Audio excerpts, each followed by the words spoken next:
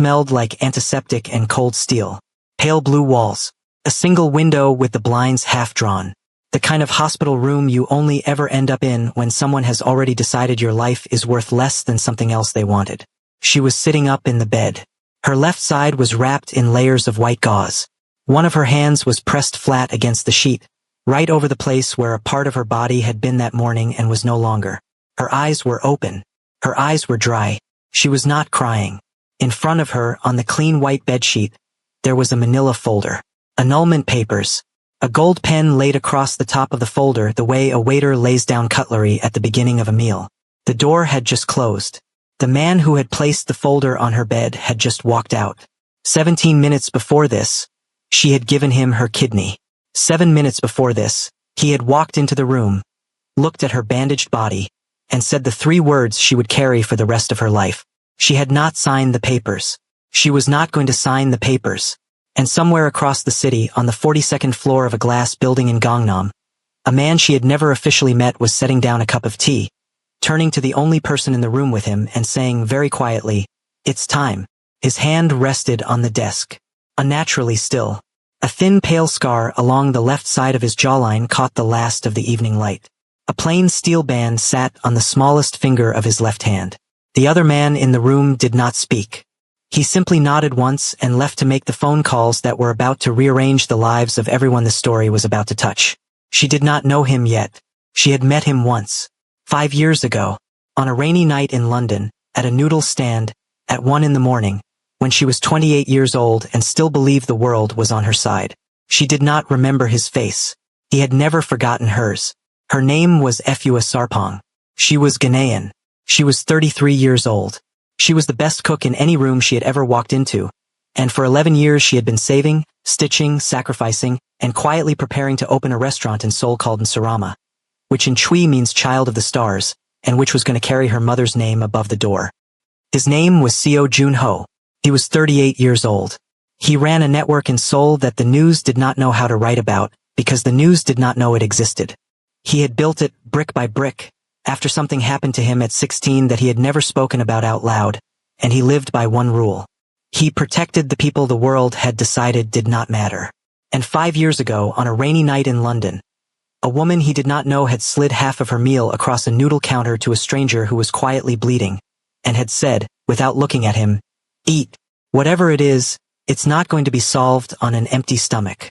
He had never, for a single day since, stopped paying that debt. The door of the hospital room stayed closed. Efua did not move. The heart monitor beside her kept its slow, steady count. And for 30 long seconds, she simply looked at that door. Not at the folder. Not at the pen. At the door. Something inside her did not break. It rearranged. Then, very slowly, she picked up her phone. She did not call the man who had just walked out. She did not call a lawyer. She did not call the police. She called her auntie. The line clicked. A voice in Accra accented Korean, warm and unhurried, said, "Efua, sweetheart, are you out of surgery?" Efua's voice cracked for the first and only time in the entire story she was about to live. She said, "Auntie, I need somewhere to go. Before we go any further, you need to understand who this woman was before the folder landed on her bed. Because what this man was about to do to her would not have been survivable by most people. And what she was about to do back to him would not have been imaginable, if you did not know, from the beginning, exactly who she had been all along. So we are going to go back. 6 months earlier. A small apartment in Mapo. 1 bedroom. A kitchen barely wider than Efua's shoulders. It was 6 in the morning and the city outside was still gray and blue and half asleep. Inside the kitchen, a single warm yellow light was on above the stove. The smell of fresh ginger and garlic and something deeper, something with the rich, slow warmth of palm oil and smoked fish, was filling the room. Efua was at the counter. Her hair was pulled back into a high natural afro puff. She was barefoot. She was humming, low and soft, a Ghanaian hymn her grandmother used to sing in the kitchen back home in Kumasi, when the light was still thin and the children were still asleep. Her hands moved the way a pianist's hands move when they have stopped having to look at the keys. She did not have to look at what she was doing. She had been doing it since she was 8 years old. On the counter beside her, there was a worn leather notebook, open to a page so covered in her own handwriting that the original printed lines underneath had long since disappeared. At the top of the page, in her careful looping script, were 2 words. Sarama. Draft 41. Draft 41 of an opening menu for a restaurant she had been building in her head since she was 22 years old. In the next room, a man was pulling on a charcoal suit jacket in front of a mirror. He was adjusting his cuffs. He was checking his watch. His name was Lee Min-suk. He had been married to Efua for 2 years and 4 months. And he had not once, in those 2 years and 4 months, walked into her kitchen at 6 in the morning and asked her what she was cooking. He walked past the kitchen now without looking in. He said, over his shoulder, in that clipped practical tone he used when he was already thinking about his calendar. Mother's doctors called last night. The results are back. Efua put down her wooden spoon. She turned. She said, and, he said, not good. They are going to need to have the donor conversation soon. I will handle it. She said, Min-suk, if there is anything I can do. He said, still not looking at her. There might be. We will talk about it later. He adjusted his cuffs one more time. Then he said, almost as an afterthought, also, my mother's friends are coming tonight. Please do not cook anything too heavy. You know how they are about the smell. He did not wait for an answer. He walked out. Efua stood in the kitchen for a long moment, holding the wooden spoon, looking at the door he had just closed. Her jaw set very quietly for half a second. Then it released. She turned back to the stove. She lifted the lid of the pot. The smell rose and filled the room again, warm and dark and full of home. She looked down into the pot. She said under her breath in Chui to no one, you are not too heavy. You are exactly the right weight. And she kept cooking. This was the shape of her life. She was a sous chef at one of the most respected fine dining kitchens in Seoul, a restaurant called Baekroc, where she was the only black woman in a line of 13 cooks and where the head chef, a quiet man in his 60s named Chef Beck, had taken her on 3 years earlier for reasons he had never fully explained to her. Every morning she left the apartment at 7. Every night she came home at midnight. In the hours between, she stood on her feet and she cooked food that cost more per plate than she had grown up eating in a month. And the Korean men on either side of her called her Chef Sarpong with a particular mix of respect and wariness, because she was very good, and because she did not smile easily at men who had not earned it. Her husband was the second son of a mid-tier conglomerate family.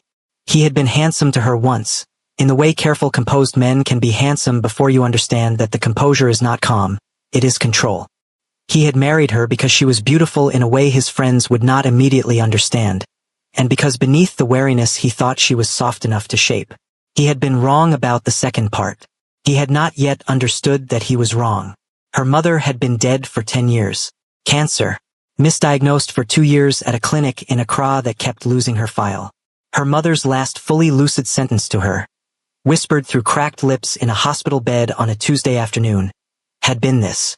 Don't let anyone ever tell you you take up too much room, my girl. The world was made big enough for you. Efua had buried her mother on a Tuesday. For months later, she had got on a plane to London with her grandmother's chili oil recipe folded inside her passport. She had been reaching quietly every day since, for the size of life her mother had promised her. And then, 2 weeks before the hospital room, before the folder, before the 3 words, there had been a small noodle bar in an alley off Yuljiro, 2 blocks from her restaurant. It had been a Thursday. She had come off a double shift. Her back was hurting. Her phone had not stopped buzzing for an hour. She had looked up on the walk home, seen the yellow light spilling out of a doorway she had walked past 100 times, and for reasons she could not have explained to anyone, she had turned and gone inside. The bar had 8 stools. 3 of them were occupied. She took the one at the end. 3 stools down from her, a man was already seated. Dark overcoat, dark roll neck. His head was slightly bent over a bowl of noodles. He did not look up when she came in. She ordered. Her phone buzzed again. Lee Min-suk, where are you? Dinner. She looked at the phone for a long moment. She did not reply. She turned it face down on the counter. The owner set a small bowl in front of her. Hot broth, thin noodles, a single soft egg. She picked up her chopsticks. The man 3 stools down, without looking at her, without speaking, reached one hand out and slid a small dish of kimchi along the counter toward her until it was within her reach. Just enough. He did not push it any further. He did not look at her face. He simply placed it close enough that she could reach it without stretching. And then he went back to his own bowl. Efua looked at the kimchi for a long moment. Then she looked at him. He still had not raised his head. She said, very quietly, in Korean, "Thank you." He nodded. Once. He did not speak. Neither of them said another word to each other. After a while he finished his bowl, placed his chopsticks neatly across the rim, stood up and walked out into the rain. He did not look at her on his way past. She finished her meal. She reached for her wallet. The owner of the bar, an older woman with flour still on her fingernails, shook her head. The owner said, "The gentleman took care of it." Efua said, surprised, "What gentleman?" The owner said, with the faintest private smile of a woman who knew something she was not going to say. "The one who was here. He comes sometimes. He pays for whoever is at the counter that night. He says it is a rule he has." Efua sat with that for a long moment. Then she said, slowly, "Does he have a name?" The owner said, "He has never given me one." Efua walked home through the rain that night with her hands deep in the pockets of her coat and her mother's sentence running, unexpectedly, through her head for the first time in months. The world was made big enough for you. She did not know, as she walked past the dark shop fronts and the wet neon and the low hum of a city going to sleep around her, that the man who had slid the kimchi across the counter had been waiting, 5 years, for the chance to do even that much for her. She did not know that he had been sitting in that bar, on and off, for half a year, just in case she ever wandered in. She did not know that when she had turned her phone face down on the counter, he had almost looked up. She did not remember his face. He was the only face, in fact, that she was ever going to remember for the rest of her life. She just did not know it yet. Across the city, on the 42nd floor of a glass tower in Gangnam, a man was sitting at a desk in a room that was quieter than most rooms in Seoul. The walls were dark wood. The desk was dark wood. The chair was black leather. There was no art on the walls. There were no photographs on the desk. There was one single object on that desk that did not belong to the furniture, and it was a framed photograph, face down, that only he ever turned over. He turned it over now. In the photograph, taken from a long distance through the window of a restaurant, a Ghanaian woman in chef whites was plating a dish. Her tongue was caught between her teeth in concentration. Her hands, scarred across the knuckles, were doing something small and precise with a sprig of herb. She did not know the photograph existed. The photograph had been taken, without her knowledge, by a man she had never met, who had been instructed to take exactly one photograph and destroy his camera afterward. The man at the desk looked at the photograph for a long moment. His face did not move. His hand, on the desk, was unnaturally still. Behind him, the door opened. A broad-shouldered man in a dark blazer walked in with a slim leather notebook tucked under one arm. His name was Park Tae-hoon. He had worked for the man at the desk for 15 years. He was the only person in Seoul who was allowed to walk into that room without knocking. Tae-hoon stopped in front of the desk. He said carefully, "Boss, the husband. There's movement." The man at the desk did not look up from the photograph. He said, "I know." Tae-hoon said, "The hospital date is confirmed. The donor is confirmed." She signed the papers this morning. The hand on the desk, which had been unnaturally still, closed very slowly into a fist. Held. Released. The man at the desk said, quietly, "Make sure the best nephrologist in Seoul is on that surgical team. Anonymously. I want her to wake up." Tae-hoon said, "Understood." The man at the desk said, "And Tae-hoon, the husband, I want eyes on him. Every room he walks into. Every phone call he makes. I want to know what he does when she is under." Tae-hoon nodded. Started toward the door. At the threshold, he paused. He had been working for this man for 15 years. In 15 years, he had never once seen him turn over the photograph on his own desk in front of another human being. He had seen it earlier through the crack of the door. He knew what he had seen. He said, with the carefulness of a man who has earned the right to ask one question a year, "Boss, are we preparing for something?" The man at the desk finally looked up. His eyes were very calm. He said, "We are preparing for the fact that he is not going to be who she thinks he is when she wakes up. And when that happens, I need to be ready to act within the hour." Tae-hoon nodded once. He walked out. He closed the door behind him. And in the silence of that room, the man at the desk turned the photograph face down again, very gently, the way a man folds a letter he has read 1,000 times. His name was Seo Jun-ho.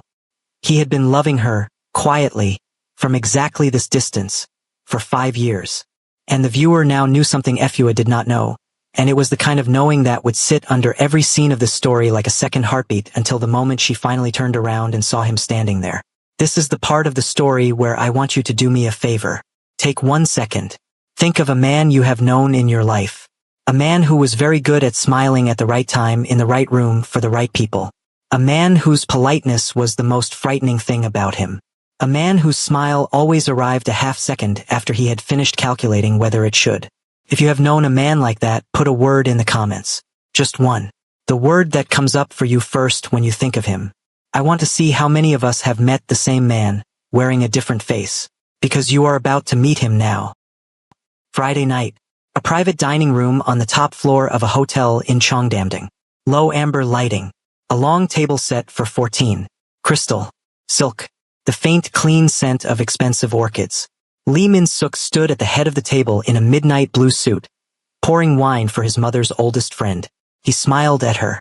The smile arrived exactly 1 second after he had decided it should. She did not notice. To his right, his mother was seated in a wheelchair, pale and thin, with the specific tiredness of a woman whose body had been failing quietly for 18 months. To his left, a woman in a cream silk dress was laughing softly at something an older man across the table had just said. Her name was Han Mi-sundae.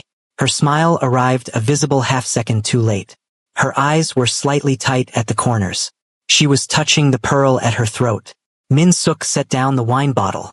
He placed one hand, lightly, on the back of Mi-sun's chair. He did not touch her. He simply placed his hand on the chair.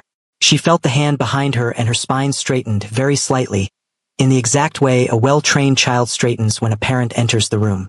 Efua was not there. Efua was at home, in the small kitchen in Mapo, alone.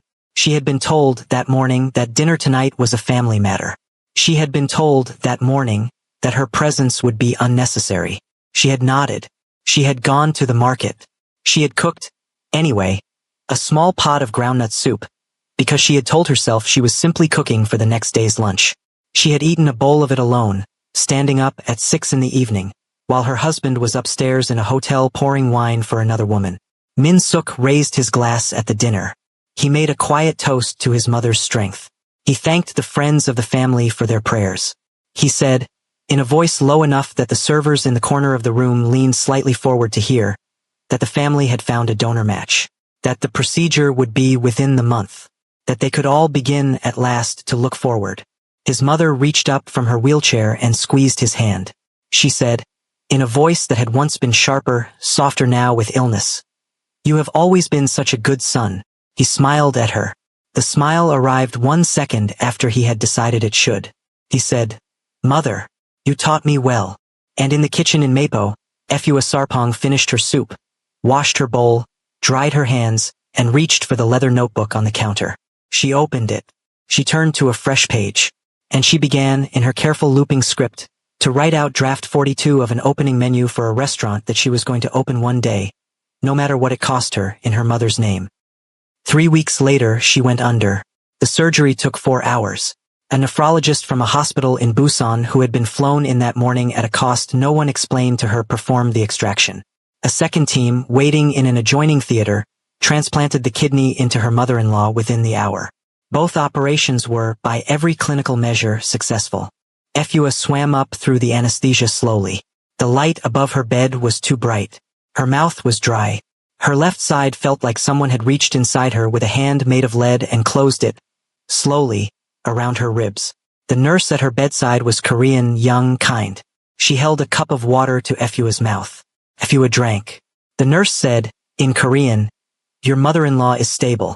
She is going to live. You saved her life, ma'am." Efua closed her eyes. She said, in a voice thick with drugs and relief, "Thank God." The nurse left. The room was quiet. The heart monitor kept its slow count. Efua drifted. She did not know what time it was when she heard the door open. She did not open her eyes at first. She assumed it was the nurse again. She assumed it would be a doctor, a chart, a check of her vitals. She assumed, without thinking about it, that her husband had been there at some point, and that she had missed him because she had been under. She opened her eyes. Lee Min-suk was standing at the foot of her bed. He was wearing the same midnight blue suit he had been wearing at his mother's dinner 3 weeks earlier. He was holding a manila folder in one hand. He was looking at her. He was looking at her the way a man looks at a piece of furniture that no longer matches the room. She tried to smile. Her mouth was still too dry for it to work properly. She said, "Min-suk, your mother." He said, "She is stable." She said, "Thank God." He said, "Yes." There was a pause. He did not move closer to the bed. He did not touch her. He did not take her hand. He did not ask how she was feeling. She said, slowly, because something in the air of the room was wrong and she could not yet name it, "Min-suk, what is the folder?" He walked forward. He placed the folder on the edge of the bed. He placed a gold pen across the top of the folder, the way a waiter lays down cutlery at the beginning of a meal. He said, without any particular emotion, "Annulment papers. The family attorney drew them up this morning. You will need to sign them before you are discharged. There is a settlement attached that is generous. More than generous. You will be able to return to Accra comfortably." She did not understand at first.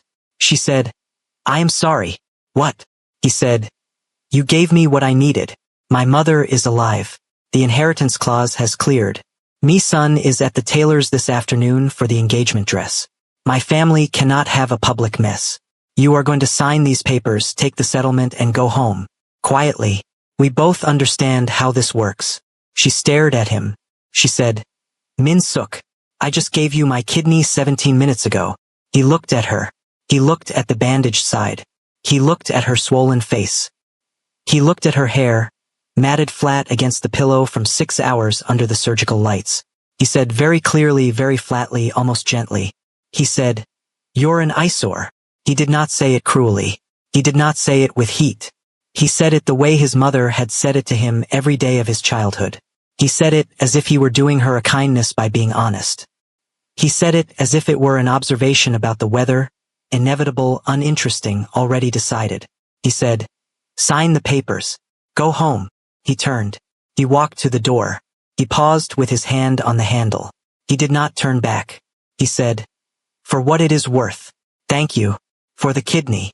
He opened the door. He walked through. The door closed behind him. The room was very quiet.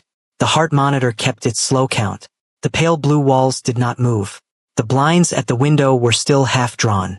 Somewhere, 2 floors down, a cart was being rolled along a polished corridor, and a woman was laughing softly on a phone. Efua did not cry. She did not move. She lay very still in the bed, with her left side wrapped in white gauze, and her eyes did not leave the closed door for a very long time. If you are watching this right now, and you have ever been in a room alone after a person has said something to you that you are going to carry for the rest of your life, I want you to put one word in the comments. The word that came up in your chest when the door closed. Not the word you said out loud afterward. The word that came up in your chest first. Because I want you to know you are not the only person in this comment section who knows that word. Take the breath with her, and then watch what this woman does next. Because this is the moment the story turned. Very slowly, her right hand moved. It did not move toward the folder. It did not move toward the pen. It moved, with the slow, careful effort of a body that had just lost an organ, toward the bedside table, toward her phone. Her fingers closed around it. She lifted it to her chest. She looked at the screen for a long moment, and then she unlocked it and she dialed one number. Not her husband. Not a lawyer. Not the police. She dialed her auntie. The line rang twice. A voice in Accra accented Korean, warm and unhurried, said, "Efua, sweetheart, are you out of surgery?"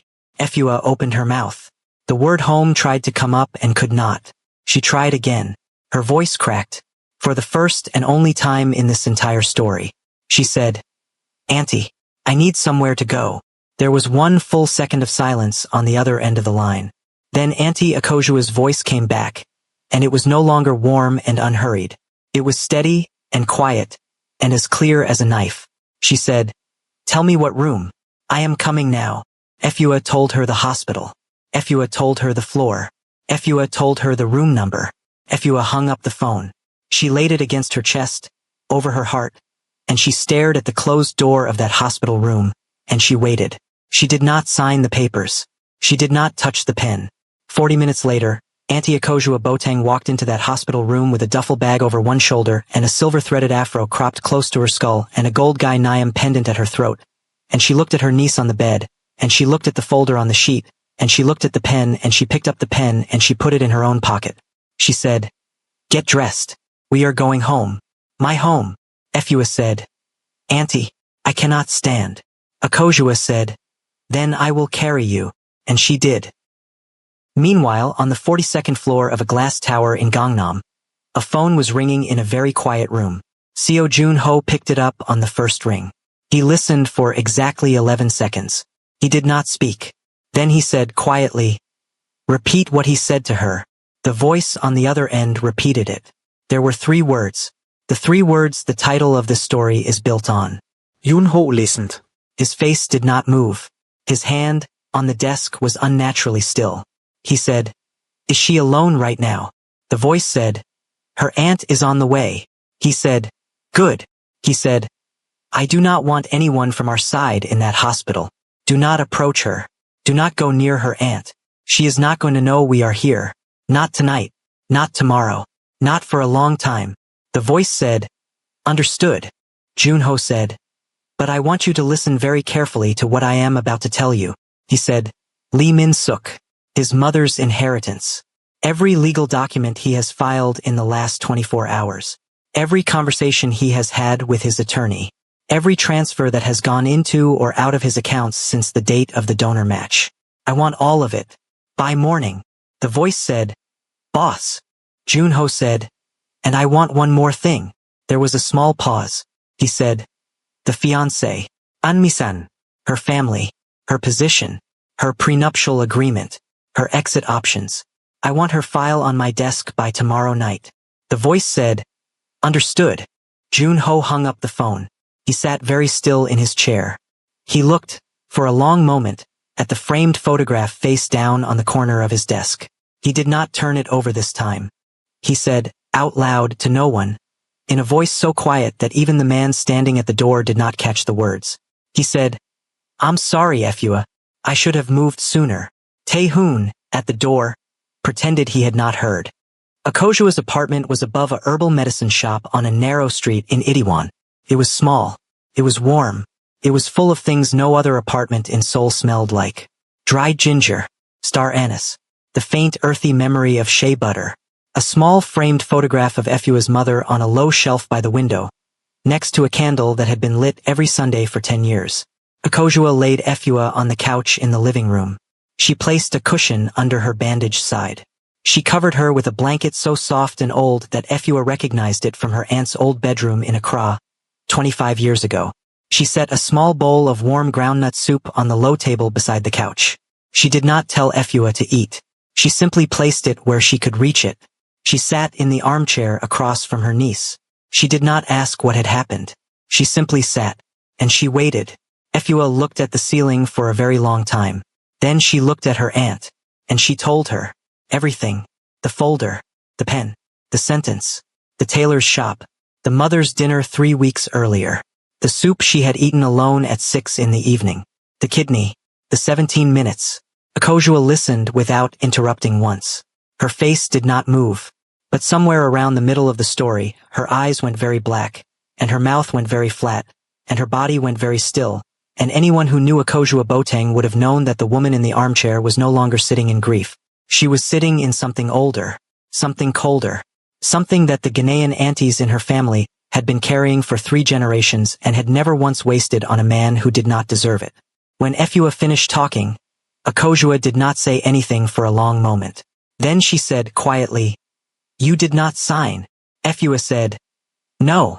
Akojua said, "Good girl." She stood up. She crossed the room. She knelt, slowly, beside the couch.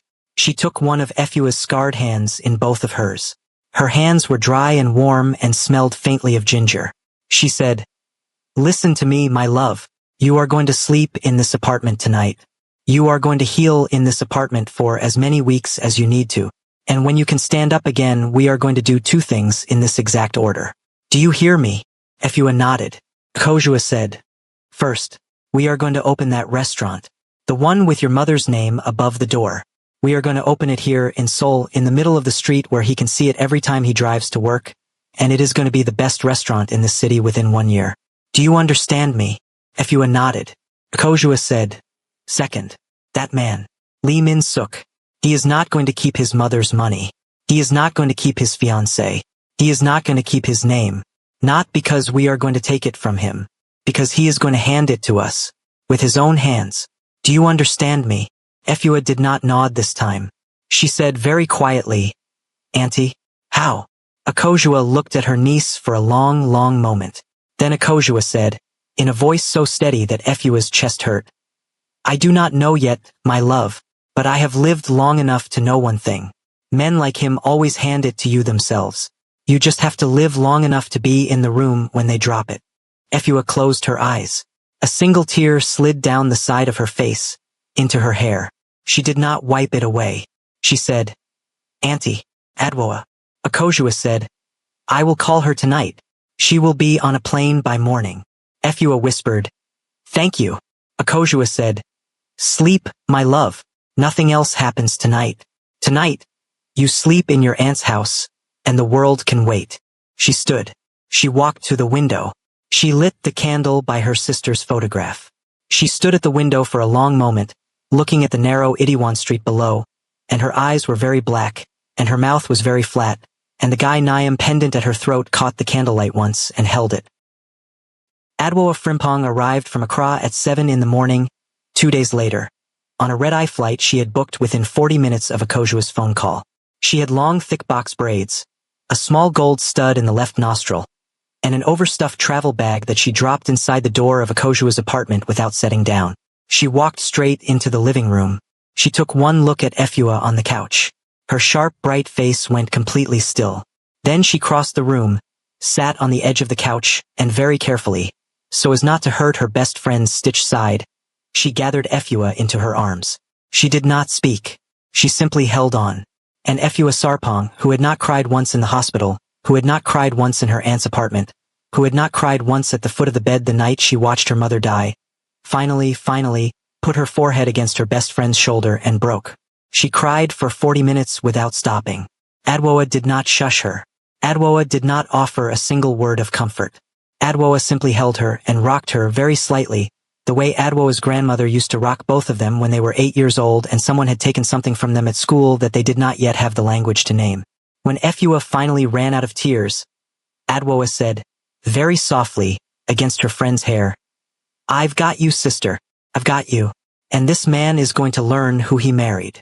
That afternoon, a plain white envelope slid under the door of Akojua's apartment. Akojua found it when she came back from the market. She set down her groceries. She picked up the envelope. She turned it over in her hands. There was no name on the outside.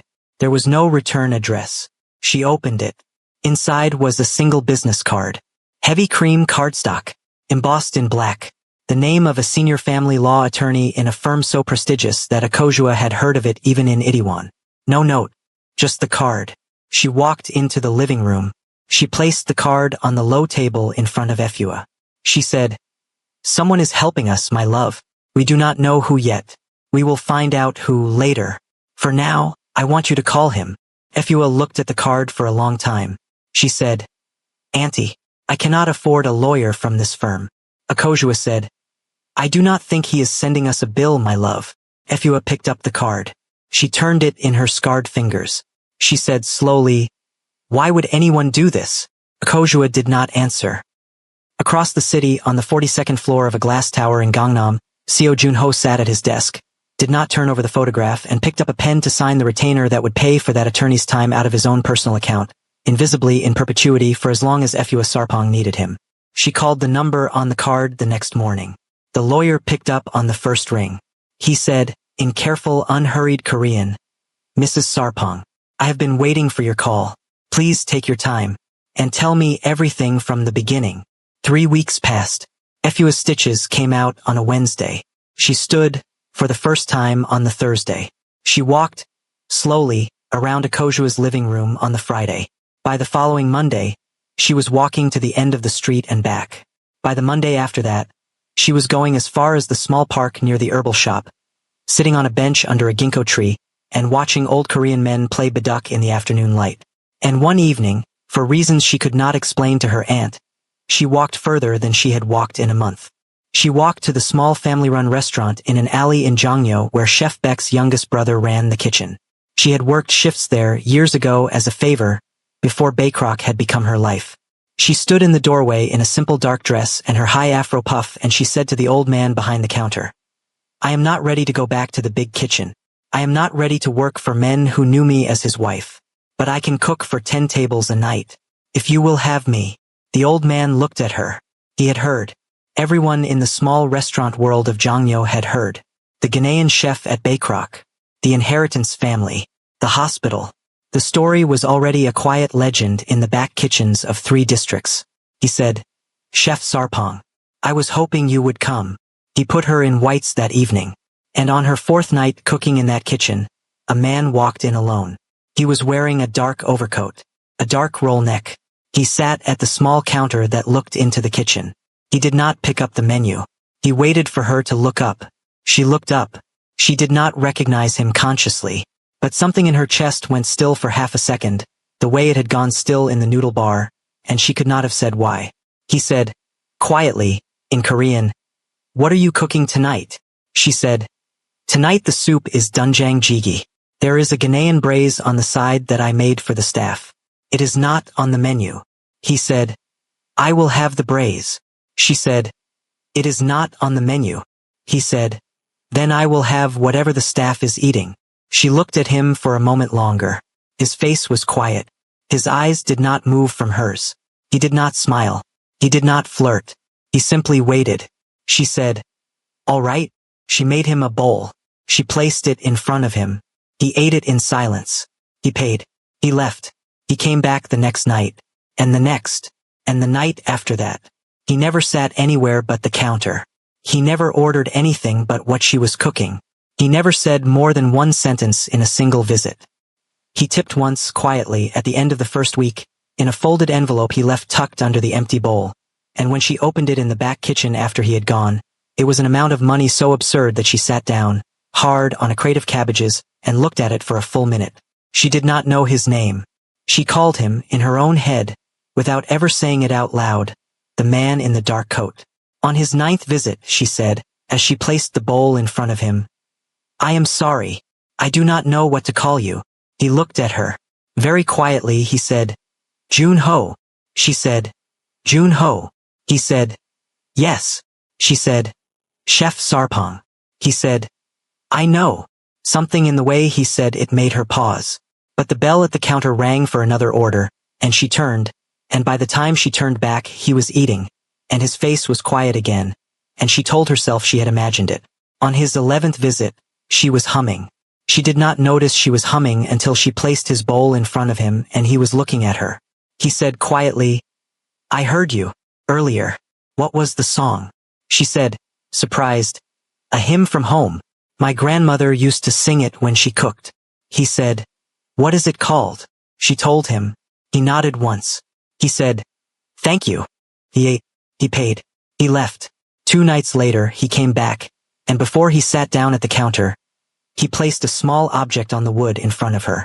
It was a thin cassette, homemade case, the handwritten label, in careful Korean script, read Ghanaian hymns, 1970s recordings. He said, without looking at her, "In case you ever want to hear your grandmother's song at home." He sat down. He ate his soup. He did not look at her face for the rest of the meal. He paid. He left. Efua stood at the counter for a long moment after he had gone, with the cassette in her scarred hand, and she did not cry, and she did not smile, and she did not move, and she did not know, she did not know, she did not know. She put the cassette in her coat pocket. She finished her shift. She walked home through the cold spring night in Jongno, and for the first time in 7 weeks, the hollow place on her left side where the kidney had been did not feel like the loudest thing in her body. Something else did. A week later, in a cool, quiet meeting room in the lawyer's office in Seoul, the attorney laid 3 documents out on the polished table in front of Efua. He said, "Mrs. Sarpong, we are now in a position to proceed against your former husband. Before we do, there is something you need to know about the financing of your original apprenticeship here in Seoul." Efua said, My apprenticeship was through Chef Beck. He said, yes. Chef Beck was asked to take you on. She said, asked by whom? The lawyer laid a single page in front of her. He did not speak. She looked at it for a long moment. The logo at the top of the page was a clean, minimal mark. A foundation. The name was one she had never heard before. She did not understand why he was showing it to her. Then she did. She said very slowly, this is the same foundation that paid for my mother's treatment in Accra. The lawyer said, yes. She said, the London Scholarship. He said, yes. She said, the grant that made it possible for me to move to Seoul. He said, yes. She said, who runs this foundation? The lawyer looked at her. For a long moment he did not speak. He was an old man. He was a careful man. He had been watching her face the entire time. He said quietly, Mrs. Sarpong, I think you already know. Efua did not speak. She pushed her chair back very slowly. She stood. Her scarred hand stayed flat against the edge of the polished table for a long moment, steadying herself. The lawyer did not stand up. The lawyer did not say another word. He simply watched her. She walked out of the office. She walked down the hallway. She walked out into the afternoon light of Seoul. And she walked, without thinking about it, without stopping, without looking up, the full 45 minutes from the lawyer's office in Gangnam, across the river, through the center of the city, to the narrow alley in Jongno where a small family restaurant was opening its doors for the evening service. She stopped in the doorway. He was there, at the counter, early, alone. He was eating a small dish of banchan she had not prepared. He had not yet ordered anything. He was simply waiting. He did not see her in the doorway at first. She looked at him. For the first time in the entire story, she looked at him the way the audience had been looking at him the whole time. She whispered, so quietly that only she heard it, it's you. He heard it anyway. He looked up. His face did not move, but his eyes did. He stood. Slowly. He set down his chopsticks. He said very quietly, please sit down, Efua. I can explain everything. Take one breath with her. Because everything you have watched so far you are about to watch again in your head differently. It was night by the time they reached his office on the 42nd floor.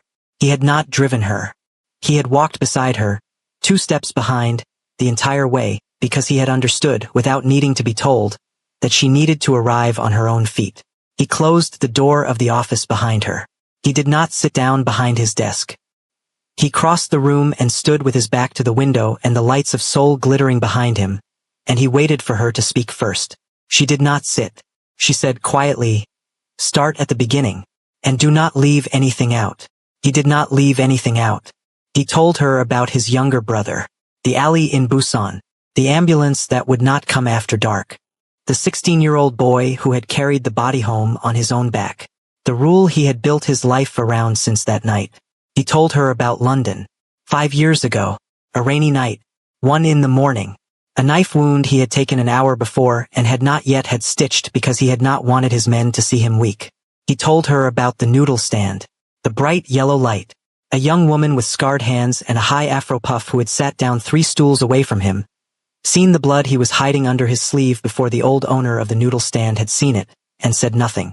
She had simply, without speaking, without fuss, slid half of her own bowl across the counter to him, kept her eyes on her own food, and said in careful English, eat. Whatever it is not going to be solved on an empty stomach. He told her he had not asked her name. He told her she had not asked his. He told her he had walked out of that noodle stand at 1:45 in the morning with a half-empty stomach that was somehow the fullest he had felt in 8 years, and that he had gone to one of his men's apartments and had the wound stitched, and that he had sat in that apartment for 2 hours afterward, looking at the ceiling, thinking about a Ghanaian woman in a noodle stand who had fed a stranger without asking why he was bleeding. He told her he had found her, quietly, within a week, through careful, expensive, patient channels. He told her he had found her mother next. He told her he had found the clinic in Accra that had misdiagnosed her mother for 2 years, and that by the time his people had reached it, her mother was in the final weeks, and there had been nothing left to do except make those weeks as dignified as a human body could be made when it was losing. He had paid for the private room, the drugs that were not available in Ghana that year, the nurse who stayed overnight. He told her Efua had never been told who paid for any of it. He told her he had made sure of that, because he had not wanted her to feel owned. He told her the London scholarship. 2 years later, the master chef in Seoul. 3 years after that, the private clinic that had handled her kidney surgery last month. The nephrologist from Busan who had been flown in at 4 in the morning. The senior family attorney whose card had slid under her aunt's door. All of it. 5 years. He told her he had never once set foot in any building she worked in. He told her he had walked past the restaurant where she cooked on the street at night for times in 5 years, and each time he had told himself he was going somewhere else. He told her he had only ever sat down in the same room as her twice. Once, in a noodle bar in Yeoljiro 3 months ago, where he had slid a small dish of kimchi along a counter because he had seen from the way she sat down that she had not eaten all day. And once, 11 visits ago, in the small Jongno restaurant where she had just started working, when he had finally decided that he could not, in good conscience, stay away any longer after what her husband had done. When he had finished speaking, the room was very quiet. Efua stood in the center of that office for a long time without moving. Then she said quietly, "Why did you come into my restaurant? Face to face. After all those years. If you never wanted me to know," he said, "because when he did what he did to you in that hospital room, I could not stay in this office any longer and be a man I respected. I decided that even if you never knew who I was, I needed to be in the same room with you, just to see you eat, just to know you were still here." She said, "Jun-ho." He did not move. She said it again. "Jun-ho." It was the first time she had said his name knowing who he was. He closed his eyes for a long moment. When he opened them, she was walking toward him. She stopped in front of him. She did not speak. He did not move. Then, very slowly, for the first time in 11 years of her adult life, Efua Sarpong reached first. Her scarred hand closed around his still hand on the edge of the desk. He did not breathe for a full second.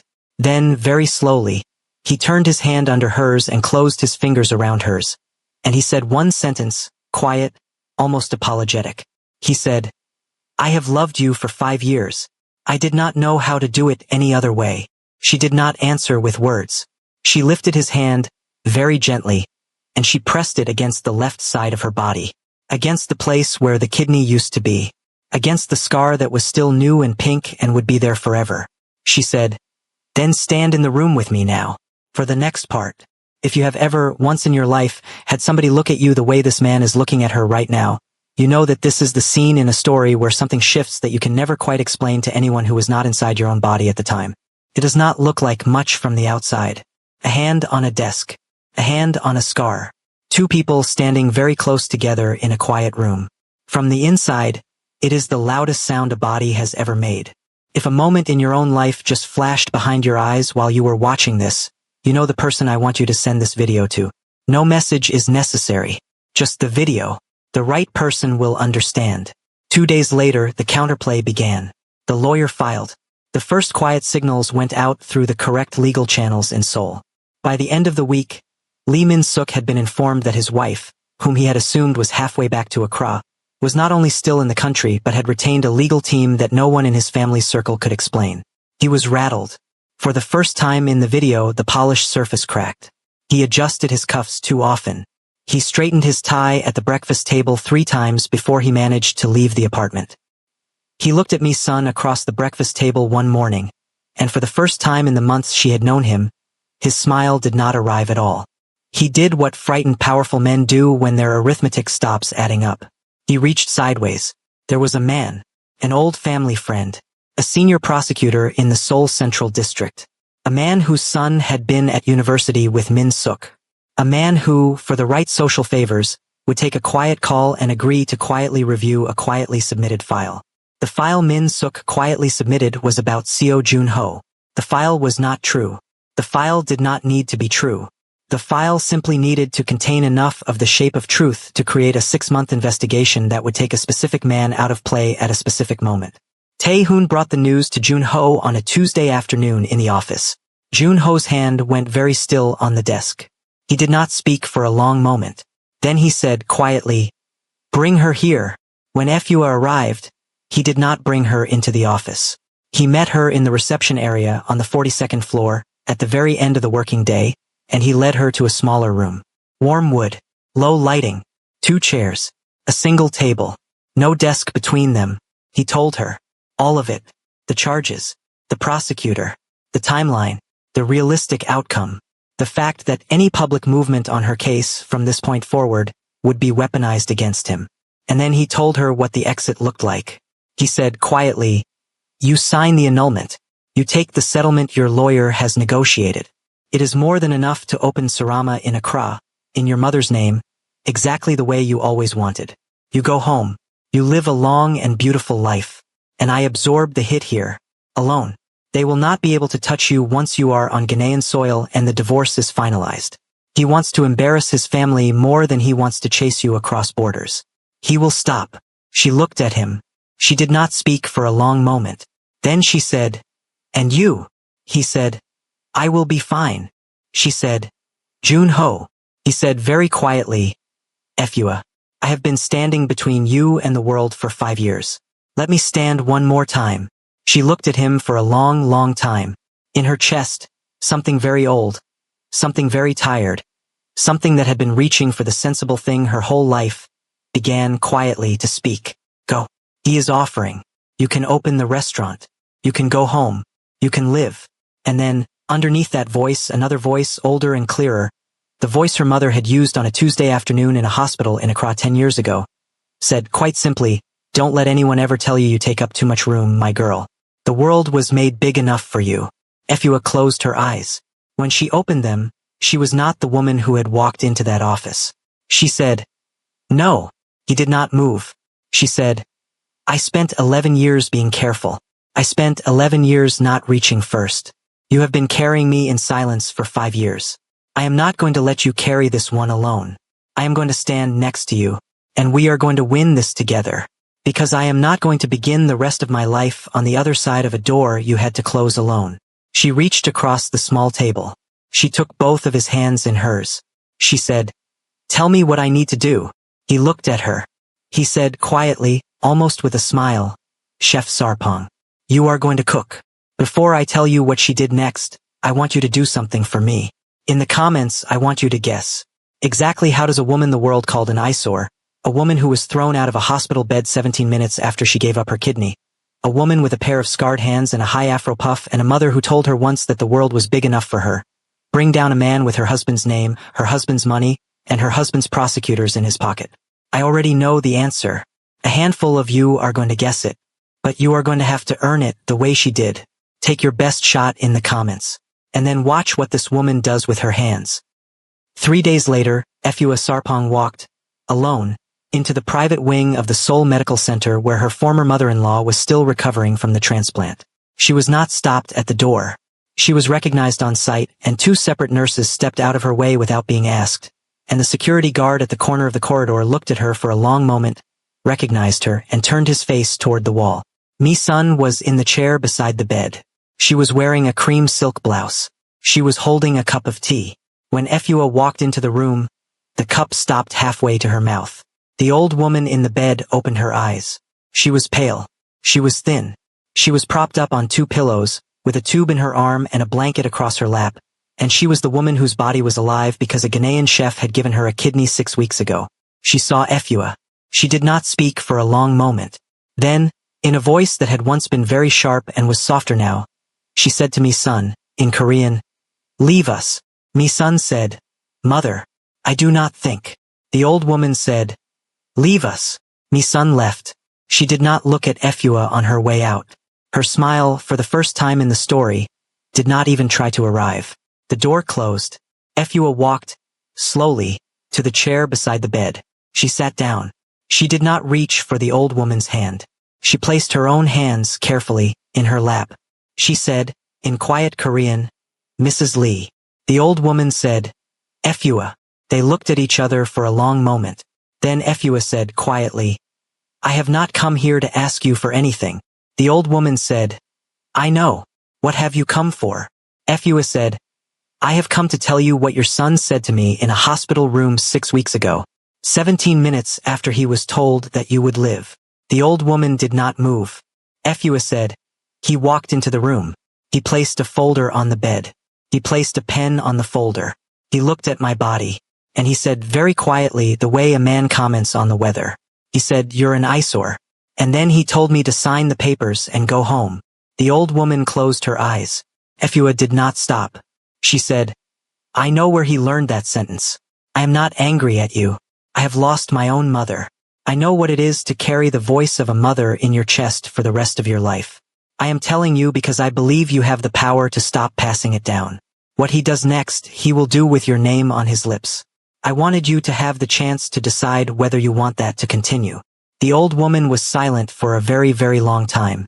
Then, without opening her eyes, she said, "How long have you known about the sentence?" Efua said, "Since the day I met you. You called him an eyesore in front of me at dinner. He was wearing the wrong tie. You laughed. He laughed with you. I did not laugh." The old woman's mouth moved very slightly. She did not quite smile. She did not quite grimace. Something between the two. She said, "Leave me a number where I can reach you." Efua stood. She placed a small folded card on the edge of the bed. She said, "Mrs. Lee, I am sorry for what he has done to you, and for what was done to him." The old woman did not answer. Efua walked out. Mi-sun was in the corridor. She was standing very still by the window at the end of the hallway, with her cream silk blouse immaculate, and her pearl earrings immaculate, and her hands, for the first time in 6 months, not doing anything at all. They were simply hanging at her sides.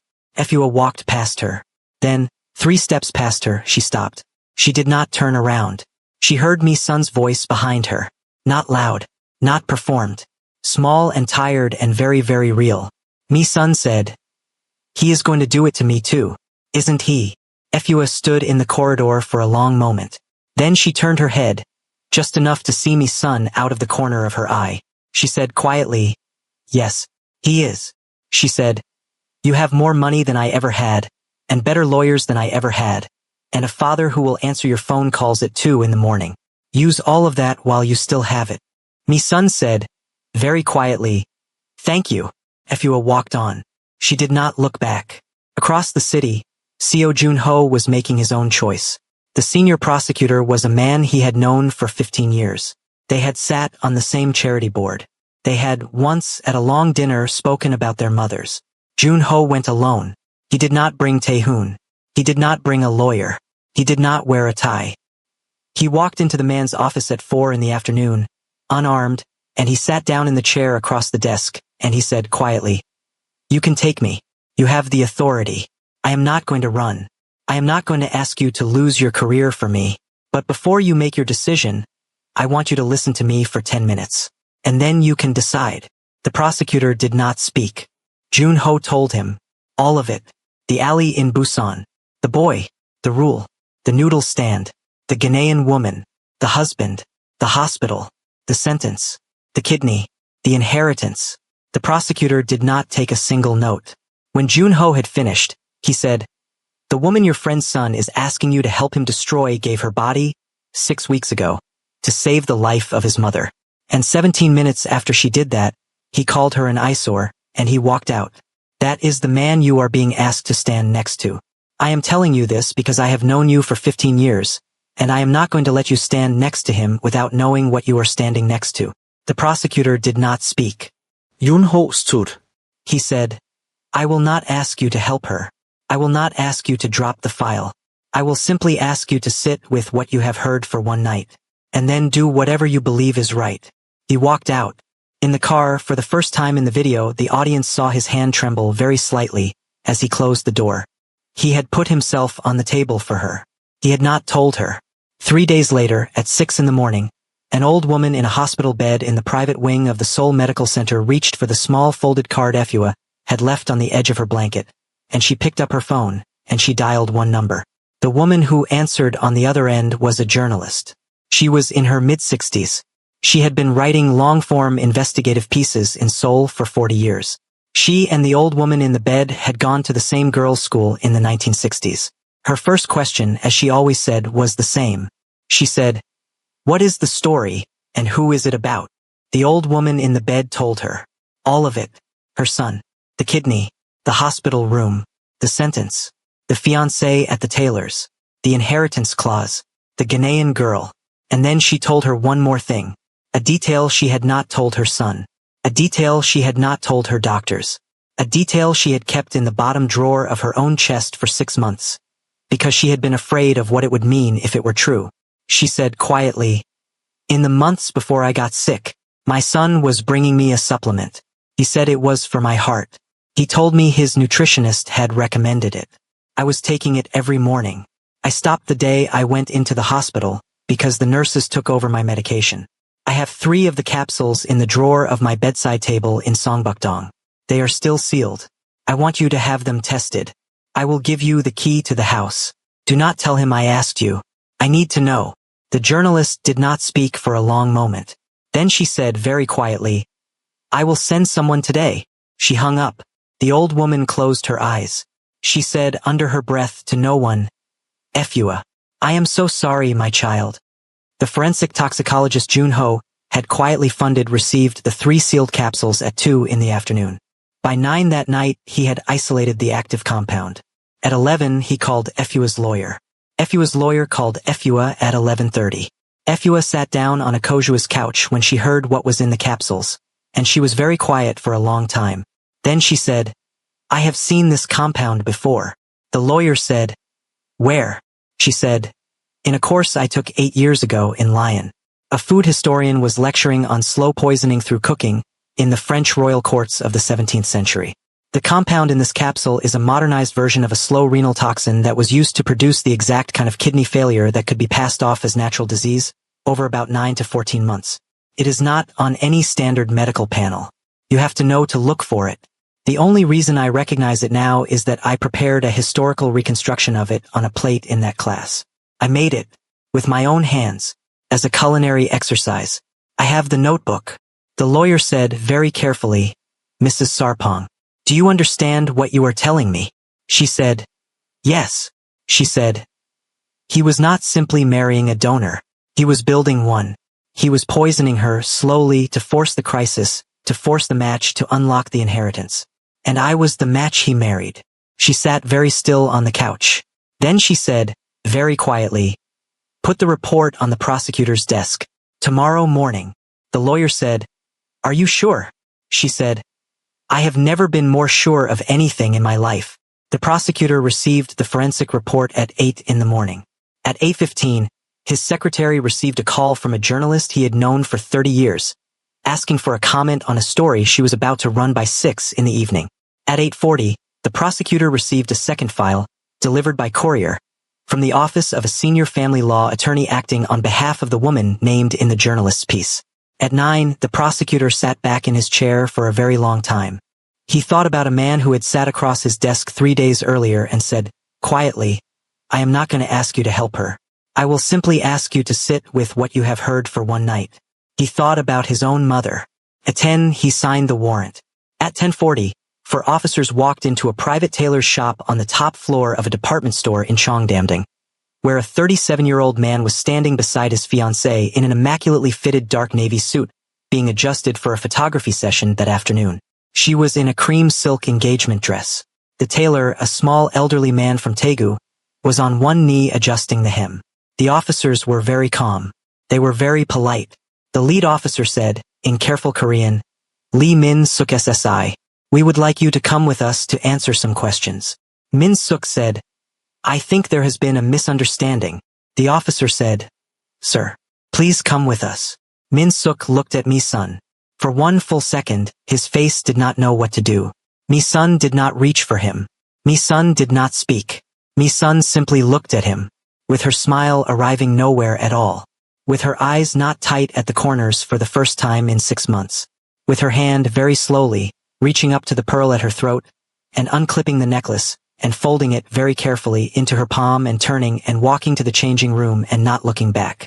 The officers led Min-suk out of the tailor's shop.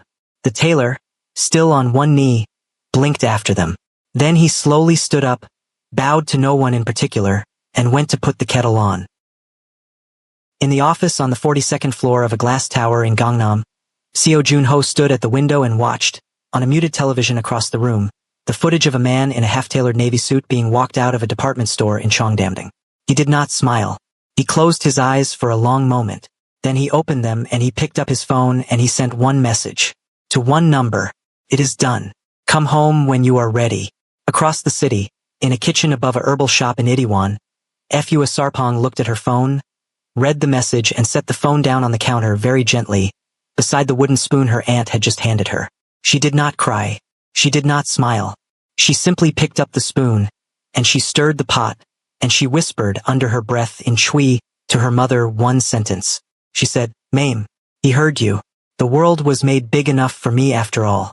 If this is the story that reminded you of a woman you know, a woman you love, a woman you are, a woman who has been told, in 1,000 small ways across her life, that she is too much, too dark, too loud, too big, too black, too foreign, too full, too anything, then do one thing for me.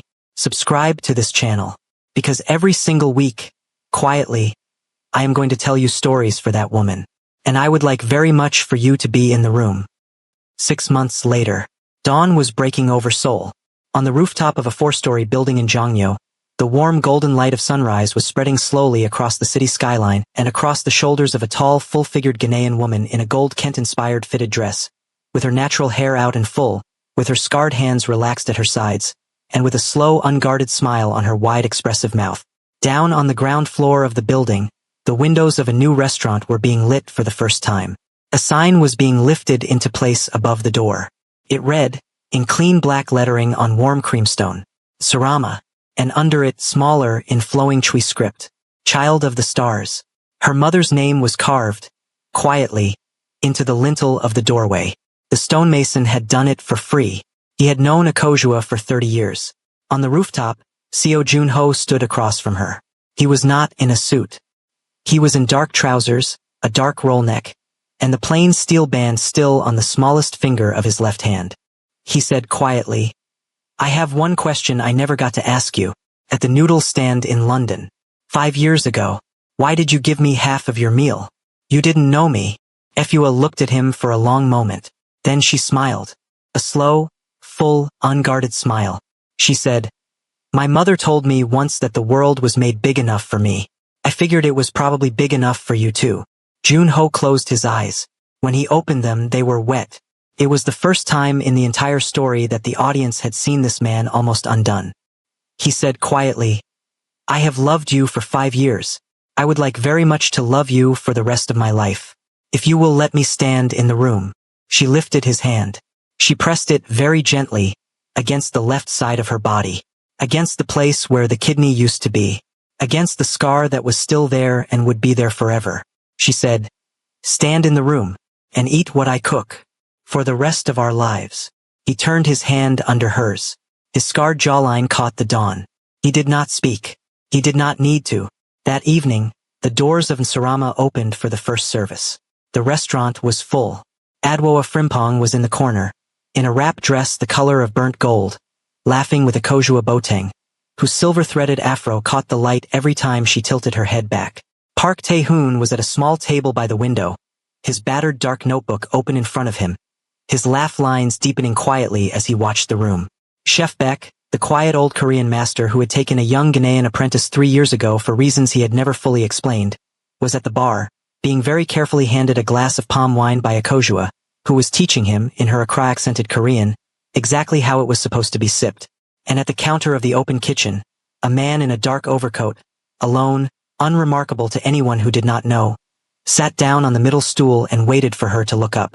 She looked up. Her tongue was caught between her teeth in concentration. Her scarred hands were working. Her high afro puff was full and out. There was a small dusting of flour on her cheekbone. He said, quietly, exactly the way he had said it the very first night he walked into the small Jongno restaurant a year ago, "What are you cooking tonight?" She looked at him. She smiled. She said, "Something you'll remember. One final thing. A week before the opening of Nsarama, an old woman in a private wing of the Seoul Medical Center requested a supervised prison visit with her son. It was granted. She was wheeled into a glass-partitioned room. He sat down on the other side of the glass. He was in a beige prison uniform. His hair had not been cut in 3 months. His hands were in his lap. She looked at him for a long moment. Then she said quietly through the glass, in a voice that had once been very sharp and was softer now. She said, "Min Suk, I called you an eyesore every day of your childhood. I was wrong. You were beautiful, and I broke you. Efua never broke. That is the difference between her and us. Not her body, not her skin, her spine. I wish I had known how to give you one." He did not answer. He did not look up. She sat with him in silence for the remaining 28 minutes of the visit. When the guard came to take her back, she placed one hand, very briefly, against the glass. He did not lift his. She was wheeled out, and in the silence of that visiting room, a cycle that had started 4 generations back in the Lee family, a sentence that had been passed down from a mother to a son to a wife to a stranger in a hospital bed, finally, quietly ended. Because a Ghanaian chef in a small kitchen in Mapo, 6 months earlier, had listened to a man say 3 words, had chosen not to sign, and had refused to inherit them. She was never an eyesore. She was the only thing in the room worth looking at. He had always known. And now, finally, so did she. If this story moved you, sit with me for a moment in the comments. I do not want a reaction. I want a memory. Tell me about the moment in your own life when someone quietly fed you when you did not know you were hungry. Tell me about the moment someone stood in the room with you without being asked. Tell me the person who comes up, behind your eyes, when I say the word home. That is what love is. Not the speech. Not the ring. Not the gesture in the rain. The chair moved slightly so your left side is to the wall. The song remembered 6 weeks later. The half a meal slid across a counter to a stranger who turned out, 5 years later, to be the only person in the world worth waiting for. Until next time, take care of yourself. And if there is somebody in your life right now who feeds you quietly without asking anything in return, would you please, sometime this week, let them know that you noticed. Because somebody noticed FUA. And it changed everything.